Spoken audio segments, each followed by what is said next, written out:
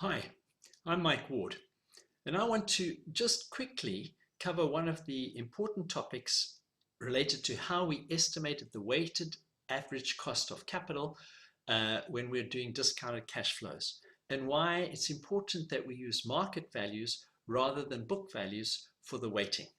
So, just to remind you, discounted cash flow is a very popular valuation technique for companies. The basic idea is that although we know the assets in a company, the machines, the working capital, the inventory, etc., represent value to shareholders, this is based really on what was paid for these assets rather than what value they will generate. So the discounted cash flow model says, let us work out the future cash flows that will be generated from the assets and let us discount them. And often we'll have a near term, which may be 5 or 10 years, and then we follow this with a long-term terminal value calculation, which represents the long-term future. We put this all together in the form of a net present value, and to get the net present value, we need to discount these cash flows as I'm showing you here. And I'm just using these numbers here. I'm assuming we're 1 year back here in terms of when we're trying to value the company in 2017. And so we take this cash flow, which is a year away, and discount it by 1 plus the weighted average cost of capital for the company. And similarly, we take the next one, discount it by 1 plus WACC squared, and so on. That's what NPV does. Now the issue is, where do we get the WACC from? Now, you know the weighted average cost of capital for a company is equal to the percentage of debt that you've got on the balance sheet times the cost of debt, what is debt costing us after tax, plus the percentage of equity on the balance sheet times the cost of equity, what do shareholders want.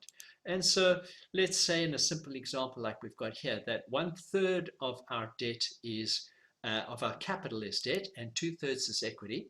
And if debt is costing us, let's say after tax 3%, and equity is costing us, let's just say 6%, then we can put all of this together over here by saying, well, our weighted average cost of capital will be 1/3 of 3, which is 1%, and 2/3 of 6, which is going to be 4%. Put it together, our weighted average cost is 5%. But what are we going to use to calculate these weights? Are we going to use the book values, or are we going to use market values? Now, for equity, I'm going to show you it's really important that you use the market value. And but the same is actually true for book values as well, but it's probably less of an issue. Now, the reason for this is that if you look, for example, at the market to book value of equity ratios, and so this is the market capitalization, number of shares times the share price of listed companies compared to what the accountants say the equity value is worth in the balance sheet. And I'm using the biggest 600 companies in Europe here. You will see that the median market to book ratio is about 2.6. That's not a trivial issue.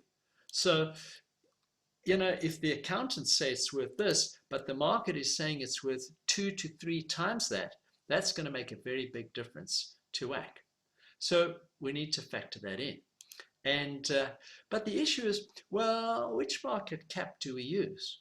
And you can see here, just to illustrate the issue here, if you look at Facebook, you can see that back here towards the middle of 2018, when some issues came out with Facebook, its market cap fell from somewhere over here down to here. That is a share price drop of about 1/3. It lost 1/3 of its market cap in the space of a few months, and it has since recovered it. But there's quite a bit of volatility in market cap. Which one are you going to use, especially if you're trying to do a valuation for the next 20 years?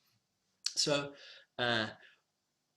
we're going to probably take some sort of an average over the last few years if we're concerned. But in worst case scenario, you should just use the current market cap. It's better perhaps than not doing that.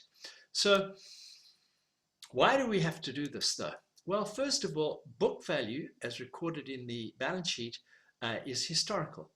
It's often very old. Many companies are several years old. So the numbers that you're seeing there are really not relevant or that relevant anymore. Secondly, book value represents the cost that was paid for assets some time ago. If you buy a machine for 100 euros, it's quite probable that you hoped that that machine was going to generate you more than that, 200. So we don't really want to use cost. We prefer to use value, especially for things that we have already purchased. So on top of that, new shareholders are going to pay the current share price. And if they're paying 100 euros to buy a share, they want a return on equity on that 100 euros. So they're interested in what they invested. So I think there are many good reasons we should be focusing on market values. But what about debt? Well, it's also market value, but it's less of an issue for market values for the same reasons as we had here. But mostly when you look at a balance sheet, the book value of debt is going to be more or less correct.